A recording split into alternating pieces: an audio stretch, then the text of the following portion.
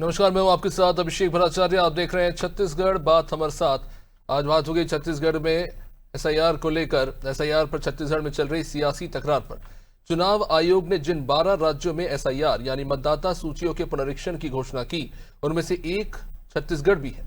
और छत्तीसगढ़ में आगामी 103 दिन यानी कि 7 फरवरी तक बीएलओ घर घर जाकर मतदाता सूचियों को दुरुस्त करेंगे और उसके बाद फाइनल मतदाता सूची बनाकर दी जाएगी। अब इस दौरान जो मतदाता मृत होंगे या फिर जिनके पते बदले होंगे या तबादला हो गया या माइग्रेट हो गए, इन सब की जानकारी इकट्ठा की जाएगी और उसके आधार पर नई मतदाता सूची तैयार होगी। बिहार में विधानसभा चुनाव से पहले मतदाता सूची का पुनरीक्षण किया गया। इस पर व्यापक विवाद तो हुआ ही, मामला सुप्रीम कोर्ट तक पहुंच गया। अब छत्तीसगढ़ में भी मतदाताओं का नाम सूची से काटा जा सकता है और नए नाम जुड़ेंगे भी। नए मतदाताओं का नाम जोड़ा भी जा सकता है और इसका स्वागत करते हुए उप मुख्यमंत्री विजय शर्मा कह रहे हैं कि एसआईआर जरूर होना चाहिए। जिन लोगों ने घुसपैठियों को वोट बैंक बना रखा है उसका खुलासा तो होना ही चाहिए। उप मुख्यमंत्री का इस बयान पर पलटवार करते हुए पूर्व मुख्यमंत्री भूपेश बघेल कह रहे हैं कि केंद्रीय गृह मंत्रालय आज तक ये नहीं बता पाया कि छत्तीसगढ़ में कितने पाकिस्तानी हैं। भूपेश बघेल का आरोप भले ही राजनीति से प्रेरित हो, लेकिन ये सवाल तो उठता ही है कि जो फर्जी लोग पकड़े गए जाएंगे, क्या उनको देश वापस भेजा जाएगा? और मतदाता सूची के परीक्षण को ज्यादा विश्वसनीय कैसे बनाया जा सकता है, इसी पर चर्चा करेंगे। उससे पहले बयानों पर एक नजर। एसआईआर जरूर कराना चाहिए। राहुल गांधी जी जिस तरह देश में घूम घूम कर लोगों को भ्रमित करते रहे, उन्होंने कहा कि एक जगह कहा कि मतदाता सूची में गड़बड़ी है और दूसरी जगह उन्होंने कहा कि एसआईआर नहीं होना चाहिए। ये उनको समझना होगा। एसआईआर आवश्यक है, होना ही चाहिए। वो लोग जिन लोगों ने वोट बैंक बना रखे हैं घुसपैठियों को, वो एसआईआर का विरोध करते हैं। एक लाइन की बात है और इसलिए एसआईआर आवश्यक है। कवर्धा विधानसभा का मैं विधायक हूँ। आज कवर्धा विधानसभा के विषय पर भी मैंने प्रेस कॉन्फ्रेंस किया था।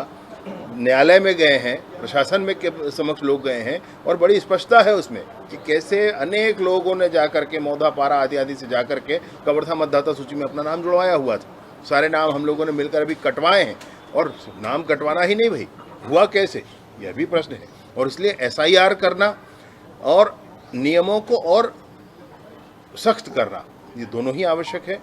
चुनाव आयोग को इसको जरूर करना चाहिए, शीघ्रता से करनी चाहिए। एसआईआर की घोषणा हो गई छत्तीसगढ़ में, लेकिन निर्वाचन आयोग को बताना चाहिए कि बिहार में कितने बांग्लादेशी आइडेंटिफाई किए और सरकार को उसकी सूची कितने का दिया है और कितने लोग बाहर हो गए, क्योंकि एसआईआर से ये लोग विदेशी नागरिक भगाने की बात कर रहे हैं।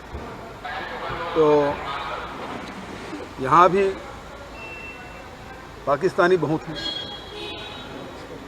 अभी तक के गृह मंत्रालय ये नहीं बता पाया है कि कितने पाकिस्तानी हैं यहाँ छत्तीसगढ़ में, क्योंकि अमित शाह जी ने निर्देश दिया था, उसको मंत्रालय ने निर्देश दिया 3 दिन के अंदर में जितने भी पाकिस्तानी हैं उसको बाहर किया जाए, ऑपरेशन सिंदूर के बाद। लेकिन छत्तीसगढ़ की निकम्मी सरकार अभी तक के वो पाकिस्तानी नागरिक आइडेंटिफाई नहीं कर पाई है। गृह मंत्रालय विशेषकर निकम्मी है। तो चलिए इस चर्चा को आगे बढ़ाते हैं। हमारे साथ वात्सल्य मूर्ति है बीजेपी से, आशीष यादव कांग्रेस से, कौशल सरणवीर वरिष्ठ पत्रकार हमारे साथ जुड़ चुके हैं। आप सभी का बहुत बहुत स्वागत है। वात्सल्य मूर्ति जी, चलिए ठीक है, एसआईआर को लेकर लंबे समय तक विवाद चलता रहा। बिहार में जो एसआईआर हुआ उसके बाद जो फाइनल इलेक्टोरल लिस्ट जारी हुई, इसने चीजों को काफी स्पष्ट कर दिया है। इस बात में कोई दो राय नहीं कि अगर वोटर लिस्ट को दुरुस्त किया जा रहा है वो तो अच्छी ही बात है, लेकिन ये जो घुसपैठिया वाली राजनीति की जा रही है उस पर क्या कहेंगे आप? क्योंकि उसको लेकर स्पष्ट नहीं कर पाए कि कितने घुसपैठिए पकड़ा है बिहार के एसआईआर में।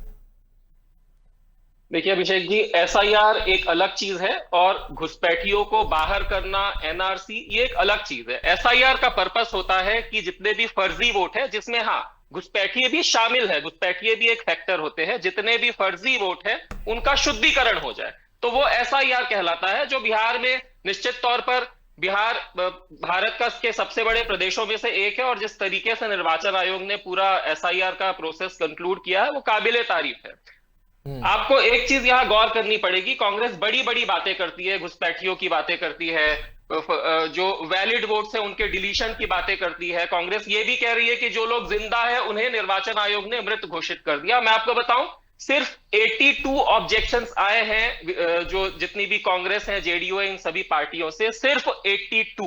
45 लाख जो वोट्स हैं वो डिलीट हुए हैं आउट ऑफ दैट। 1 महीने का समय निर्वाचन आयोग ने कांग्रेस को दिया था। क्या कारण है कि इतना पूरे देश में हल्ला मचाने के बाद, देश का इतना समय, इतना रिसोर्सेज बर्बाद करने के बाद सिर्फ आपने 82 ऑब्जेक्शंस रेज किए हैं? तो ये तो क्या साबित होता है? इससे तो कांग्रेस को जवाब देने की जरूरत है। आशीष यादव जी क्या कहेंगे? एसआईआर को बार बार मुद्दा बनाया जा रहा है कि एसआईआर पर आपने कई सवाल खड़े किए, लेकिन जो फाइनल स्क्रूटनाइज डेटा आया है वो तो बताता है कि चलिए ठीक है, बहुत से ऐसे मतदाता है जो कहीं और चले गए, बहुत से ऐसे मतदाता है जिनकी मृत्यु हो चुकी है। तो जाहिर तौर पर ये तो जरूरी है, अगर वोटर लिस्ट दुरुस्त हो रहा है तो उसमें आपका भी कोई नुकसान नहीं है राजनीतिक दल के तौर पर। देखिए, निश्चित रूप से वोटर लिस्ट दुरुस्त होनी चाहिए और वोटर लिस्ट जो है जैसे लोग रहते हैं वैसे ही रहनी चाहिए। जो है उनका नाम होना चाहिए, जो नहीं उनका नाम नहीं होना चाहिए। आप विजय शर्मा जी घुसपैठियों की बात कर रहे हैं, कांग्रेस तो घुसपैठियों की बात बाद में कर रही है। अगर जब विजय शर्मा जी घुसपैठियों की बात करेंगे तो जो एसआईआर पर उस समय सवाल उठाया गया था राहुल गांधी जी द्वारा, वो सवाल चुनाव आयोग पे जो लगे हुए आरोप हैं वो जस के तस रह जाते हैं। क्या अब भी चुनाव आयोग जो है डिजिटल वोटर लिस्ट देगा? क्या अब भी जो है कैमरे में जो है प्राइवेसी वाली बात है? क्या अब भी ऐसा ही होगा कि भाई बताया नहीं जाएगा कि नाम कट गया है, जिसको नाम जुड़वाना है वो आए? 82 जो मेरे साथी प्रवक्ता बता रहे हैं कि जदयू और कांग्रेस और आरजेडी से आया है, एक बीजेपी से बता दे कि कितने ऑब्जेक्शंस आए हैं। और दूसरी बात, ऑब्जेक्शंस का ऐसा है कि एक बीएलए केवल 12 कंप्लेंट्स कर सकता है। छोड़िए इन सब बातों को, हम मुद्दे पर आते हैं। मुद्दा यह है कि एसआईआर अगर सही तरीके से किया जा रहा होता और चुनाव आयोग एक जिम्मेदारी से अपनी जवाबदेही बरकरार रखता, ऐसा नहीं करता कि राहुल गांधी जी को नोटिस और अनुराग ठाकुर जी के पीछे कोई जवाब ही नहीं देना चाहता है, तो ये जो चुनाव आयोग की भूमिका रही है उस पर सवाल उठ रहे हैं। एसआईआर पर कोई सवाल नहीं उठ रहा है। एसआईआर तो होना चाहिए, और एसआईआर अभी क्यों करा रहे हैं? पहले करा लेना चाहिए था इनको। ये चुनाव जो तीसरी बार जीते हैं उससे पहले एक बार करा लेते तो बेहतर होता। नहीं, लेकिन आशीष यादव जी, वहां अगर वो घुसपैठिया की राजनीति कर रहे तो आप भी बोल रहे हैं कि नहीं देखो पाकिस्तानी नागरिक है, निकम्मी सरकार ढूंढ नहीं पा रही है। क्या आधार है इस बयान का? देखिए, अगर वो घुसपैठियों की बात करेंगे तो सवाल तो पूछे जाएंगे ना कि क्या बिहार में आपने कितने घुसपैठिए हटा दिए? क्या उसकी सूची जो है पब्लिक के सामने दे दिया क्या आपने? अमित शाह जी ने नहीं लाया था क्या नोटिस? आदेश नहीं निकला था क्या सरकार से कि 3 दिन के अंदर जो है सभी जो पाकिस्तान से या बाहर दूसरे देश से आए हैं वो चले जाएं वापस, नहीं तो जो है उनको निकाला जाएगा? क्या इसकी सूची सरकार ने दी है क्या? सरकार है निकम्मी, तो बोल रहे हैं निकम्मी। वात्सल्य जी, आप कह रहे हैं कि एनआरसी और ये अलग मामला है नागरिकता का, तो फिर बार बार विजय शर्मा हर मन से ये बात क्यों कह रहे हैं कि जिन लोगों ने घुसपैठियों को पालकर अपना वोट बैंक बनाया उन्हें बाहर किया जाएगा एसआईआर के जरिए? देखिए, एसआईआर के बाद कम से कम ये पता लग गया है। मैं बिहार की बात करता हूं क्योंकि छत्तीसगढ़ में एसआईआर हुआ नहीं है।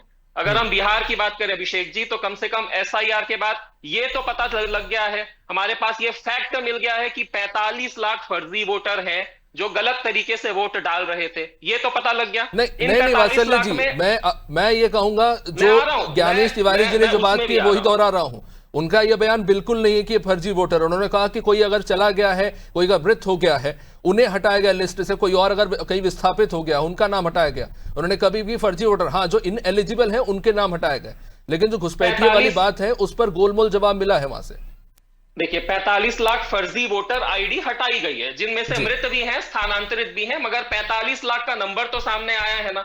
इसमें अभिषेक जी बहुत बड़ी संख्या में हो सकता है बांग्लादेशी भी हो, पाकिस्तानी भी हो, अमेरिकी भी हो, चाइनीज भी हो, हर कोई हो। अब नेक्स्ट लेवल पर दूसरा स्टेज आएगा एनआरसी का।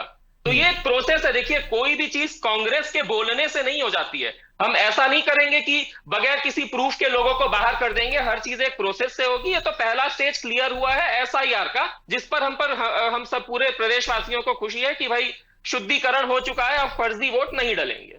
चलिए, क्रोनोलॉजी कहीं ना कहीं समझा रहे हैं वात्सल्य जी। कौशल सोनमेर जी, सीधा सवाल यह है, देखिए उनके अपने बयान है, कोई वोटर लिस्ट में से नाम काटे जाने को लेकर आरोप लगा रहा है, लेकिन सच्चाई यह भी है कि 21 लाख नए वोटर्स जोड़े भी गए हैं। एक प्रक्रिया जरूर हुई है, लेकिन कई ऐसी चीजें हैं जिनको लेकर पारदर्शिता पर सवाल उठे और कहीं ना कहीं यहीं पर राजनीति देखने को मिल रही।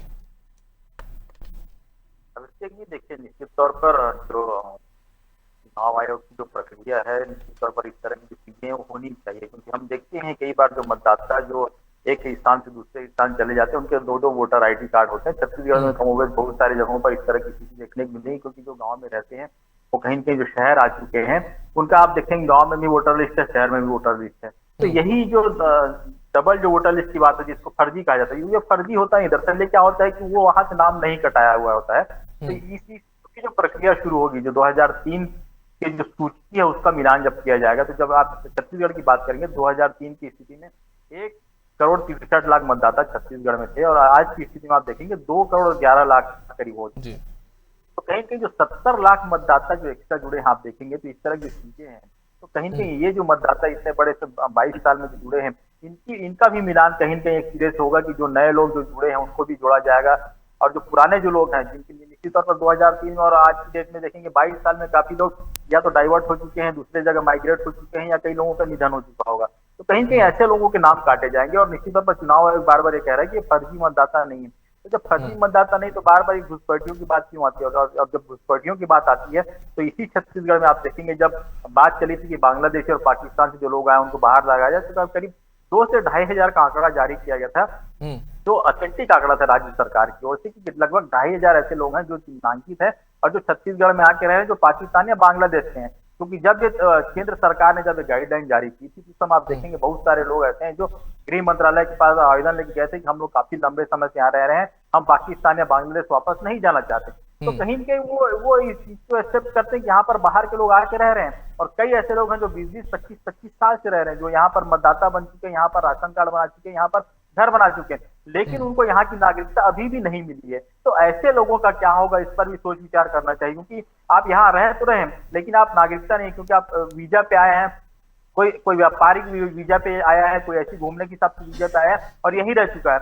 आप यही माना थाना क्षेत्र में यदि आप बात करें, तो लगभग 500 से 800 लोगों की सूची है जो अभी भी अवैध तरीके से इस क्षेत्र में रह रहे हैं। तो वो लोग कहाँ हैं? तो ऐसी आप चीजों की पड़ताल मुझे लगता है कि करनी चाहिए, कि जब आप SIR की बात करते हैं, मतदाता सूची रिफॉर्म की बात करते हैं, यदि आप सही डेटा कलेक्शन की बात करते हैं, तो इन सब चीजों पर ही बात होनी चाहिए। क्योंकि आप सिर्फ क्योंकि BLO की काम होगा, आप देखेंगे BLO को 3-3 बार जाने के लिए कहा गया एक घर में, तो कहीं कहीं यदि एक घर में BLO 3 बार जाएगा, तो एक बार नहीं, 2 बार नहीं, तीसरे बार में वो व्यक्ति कौशल जी थोड़ी प्रक्रिया में बदलाव है। 2003 तक के लिए चलिए SIR डिक्लेरेशन फॉर्म भरा जाएगा, 2003 तक के जो लोगों ने डॉक्यूमेंटेशन नहीं देना है, अगर इलेक्टोरल उनमें तब से हैं, तो उनके लिए कोई ज्यादा मेहनत वाला काम नहीं है। लेकिन इंटरेस्टिंग पॉइंट ये कि अब ये होगा कि 2003 के बाद अगर जो भी रजिस्टर्ड हुआ है, जिसने भी वोट दिया है या इलेक्टोरल रोल में उसका 2003 के बाद वो आया है, तो उसको डॉक्यूमेंटेशन के तहत सभी को नोटिस दिया जाएगा। जबकि सबसे पहले तक ये होता था कि फॉर्म सहन के तहत, मसलन या कि मैं खुद ऑब्जेक्शन करता हूं कि मैं कहीं और चला गया हूं, मेरा नाम काट दीजिए, या मेरे परिवार से कोई ऐसा करता है, मेरे को इलाके से ऐसा करता है, तब उस व्यक्ति को नोटिस जारी किया जाता है। लेकिन अब ये नोटिस उन सभी को जारी किया जाएगा जिनका नाम 2003 के इलेक्टोरल रोल में नहीं है। तो आपको लगता है थोड़ा ये जो प्रोसेस है थोड़ा विग्रस है? इसी को लेकर सुप्रीम कोर्ट में भी सवाल उठा था। तौर पर मैं उसी तरह से, क्योंकि आप देखेंगे बहुत बड़ी संख्या है 2003 के बाद जो वोटर लिस्ट में जिनके नाम जुड़े हैं, यदि उनसे इस तरह की चीजें मांगी जाएगी, तो मुझे लगता है कि काफी कंट्रोवर्शियल चीजें भी होंगी। तो इस पर फोकस किया जाना चाहिए कि हम यदि 2003 तक के मतदाता सूची का मिलान करेंगे, तो उसके बाद जिन लोगों का नाम जोड़ा या घटाया गया है, क्योंकि आप देखेंगे हर चुनाव के पहले मतदाता सूची पुनरीक्षण का काम होता है, चाहे विधानसभा हो, चाहे लोकसभा हो, चाहे पंचायत चुनाव हो, चाहे नगरीय निकाय चुनाव हो, हर चुनाव पहले मतदाता सूची का पुनरीक्षण होता है। यदि आप लेटेस्ट पंचायत चुनाव छत्तीसगढ़ में जो हुआ था उसकी बात करेंगे, 2,11,00,000 मतदाताओं की संख्या निकलकर सामने आई है। तो 1,63,00,000 और 2,11,00,000 काफी बड़ा गैप है इसमें। वोटर लिस्ट का जब मिलान होगा, तो मुझे लगता है कि उस पर क्या होगा इसको भी क्लियर होना चाहिए। बहुत सारे लोगों के मन में सवाल है कि 2003 के बाद जब हम लोग यहाँ रह रहे हैं, तो हमारा क्या होगा, क्या हमारा नाम कटेगा या हमारा नाम रहेगा? इस तरह के सवाल बहुत सारे ऐसे लोगों के मन में है। मुझे लगता है कि इस पर भी क्लियरिफिकेशन आना चाहिए, क्योंकि बहुत सारे ऐसे लोग जो छत्तीसगढ़ में हैं या बिहार से लोग आके रह रहे हैं, यूपी से लोग आके रह रहे हैं, क्योंकि छत्तीसगढ़ पूरे देश भर के लोग आके रह रहे हैं। तो ऐसे बहुत सारे नाम हैं जो दूसरे प्रदेशों में, जिनके नाम आप देखेंगे जब चुनाव होता है तो वोट डालने वहां जाते हैं, लेकिन छत्तीसगढ़ में के भी वो मतदाता है। तो ऐसे लोगों का नाम क्या छत्तीसगढ़ में रहेगा या दूसरे प्रदेशों में रहेगा, ये भी देखने वाली बात होगी।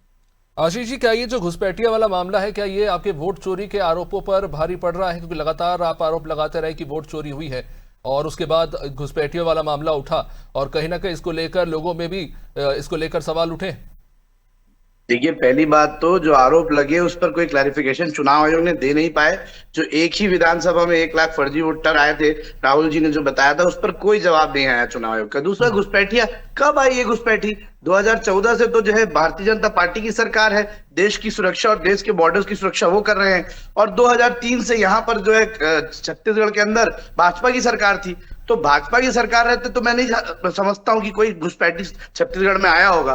और 14 से जब इन्हीं की सरकार है तो देश में भी कोई नहीं आया होगा।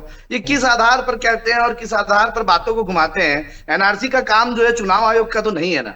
चुनाव आयोग का काम है कि वोटर लिस्ट पे बात करे। अब ये कह रहे हैं कि लोग मृत घोषित किए थे, वो मृत नहीं है। अरे सुप्रीम कोर्ट, सर्वोच्च न्यायालय में खड़े होकर वो व्यक्ति कह रहा है कि मैं मरा हुआ नहीं हूं, मुझे चुनाव आयोग ने मृत घोषित कर दिया।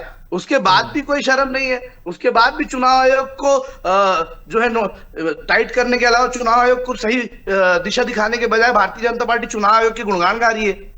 नहीं आशीष जी, देखिए प्रक्रिया में बदलाव तो हुआ है। पहले अब जो ये ऑब्जेक्शन लगाया जा रहा था और आरोप लगाया गया था कि कोई भी रैंडमली किसी के नाम पर फॉर्म 7 जारी कर दे रहा, और ये राहुल गांधी जी नहीं लगाया था। लेकिन चुनाव आयोग कह रहा है कि नहीं, अब नंबर के जरिए ओटीपी से जो रजिस्टर्ड नंबर से वेरिफिकेशन होगा, उसी के बाद नाम काटा जाएगा। तो प्रोसेस को और बेहतर किया जा रहा है ताकि गलत लोगों का नाम ना कट जाए। बहुत अच्छी बात है, लेकिन इस पे फिर विजय शर्मा जी ये घुसपैठियों वाला एंगर क्यों लेकर आ जाते हैं? क्या चाह रहे होते हैं वो? कि क्या एक मुद्दों को भटकाने की कोशिश भारतीय जनता पार्टी के नेता कर रहे हैं और भारतीय जनता पार्टी कर रही है। आप कराइए एसआईआर, विपक्ष आपके साथ खड़ा है। हम भी चाहते हैं कि वोटर लिस्ट जो है शुद्ध हो और वोटर लिस्ट में सही व्यक्तियों का नाम हो और चुनाव हो जाए। क्या 45 लाख जो नाम कटे हैं, क्या जो 45 लाख नाम कटे हैं, इन लोगों का कोई वोट भारतीय जनता पार्टी को मोदी सरकार बनाने में नहीं गया था क्या? या फिर जो अब छत्तीसगढ़ में नाम कटेंगे उनमें से कोई वोट भारतीय जनता पार्टी की सरकार बनने में योगदान नहीं दिया होगा क्या? ये कैसी बातें कर रहे हैं? आपकी खुद की पार्टी के सीनियर नेता और यहाँ तक कि इंडिया महागठबंधन की पार्टी के अलग अलग नेता भी सीधे तौर पर एसआईआर को खारिज कर रहे हैं, ये बोल के कि ये वोट चोरी करने का तरीका है। वो भी तो सही नहीं है। इसीलिए कहा जा रहा है क्योंकि चुनाव आयोग का जो रवैया है और चुनाव आयोग जिस तरीके से एसआईआर को प्रेजेंट कर रहा है और बिहार में जिस तरीके से सुप्रीम कोर्ट की लताड़ लगने के बाद इन्हें बार बार करेक्शंस करने पड़े, इसीलिए ये कहा जा रहा है। ये जो है जिस तरीके की हड़बड़ी दिखाए इन्होंने बिहार में और जिस प्रोसेस से गए, उस प्रोसेस का विरोध है, एसआईआर का विरोध नहीं है। और ये चुनाव आयोग का भी विरोध इसलिए क्योंकि चुनाव आयोग जो है ठीक तरह से जनता के उठाए गए सवालों का जवाब नहीं दे रहा। लेकिन आपके पास इतनी बड़ी पार्टी है, कार्यकर्ता है बूथ लेवल पे, अगर जैसा कि वो कह रहे हैं किसी 82 ऑब्जेक्शन है छत्तीसगढ़ में अब होने जा रहा है एसआईआर, तो आपके पास बूथ लेवल पे कार्यकर्ता है। ये डेटा तो वत्सल जी ने कहा है। और जो इतने 1 लाख वोटर लिस्ट जो है जब मीडिया वालों को दे दी गई, 1 लाख फर्जी नाम दे दिए गए राहुल गांधी जी द्वारा, उस पर तो चुनाव आयोग ने कुछ कहा नहीं और ना भारतीय जनता पार्टी के किसी भी बड़े लीडर का एक भी जवाब आया। उल्टा उसे झूठा कहलाने पर ये पूरी पार्टी लगी हुई रही। तो मैं इनके 82 वाली बात को तो बिल्कुल नहीं मानता हूं, क्योंकि जिस तरीके से बिहार में काम किया गया और सुप्रीम कोर्ट अगर नहीं होता तो ये पूरे बिहार का चुनाव ही कैप्चर कर रहे होते और चोरी कर रहे होते। सच्चाई है कि ये वोट चोरी करते हैं। वात्सल्य जी, आनंद कर्नाटक की जिस सीट का जिक्र राहुल गांधी कर रहे थे कि किस तरह से जो प्रोसेस हुई उसके तहत 6000 से ज्यादा नाम जो है काट दिए गए, is it a mayor coincidence कि उसी के बाद फॉर्म 7 में रजिस्टर्ड नंबर के आधार पे ओटीपी के जरिए ऑब्जेक्शन और क्लेम करने की जो है व्यवस्था लाई गई?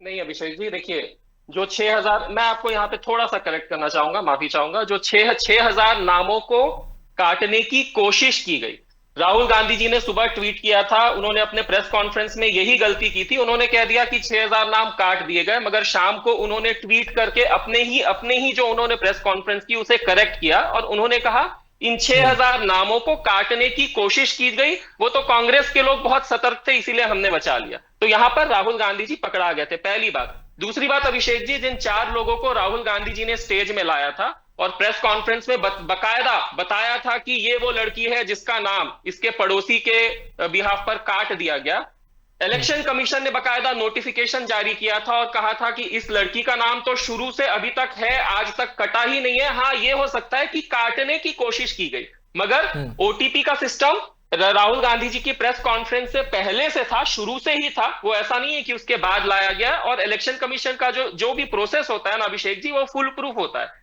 इसीलिए कोशिश जरूर की जाती है एंटी सोशल एलिमेंट्स द्वारा, मगर कहीं पर भी सक्सेस उन्हें मिली नहीं है। वरना राहुल गांधी जी क्यों अपने ट्वीट को करेक्ट करते हैं आप बताइए? पहले उन्होंने कहा 6000 लोगों को काट दिया, शाम को उन्होंने कहा नहीं कोशिश की गई, हम बहुत सतर्क थे। तो ये उनका प्रेस कॉन्फ्रेंस का विश्लेषण है। और दूसरा मैं आपको यहां पर एक फैक्ट बताना चाहूंगा, राहुल गांधी जी ने जब प्रेस कॉन्फ्रेंस लिया था ना, उसके आसपास ही बंगाल के सबसे बड़े नेता अधीर रंजन चौधरी जी ने भी प्रेस कॉन्फ्रेंस लिया था।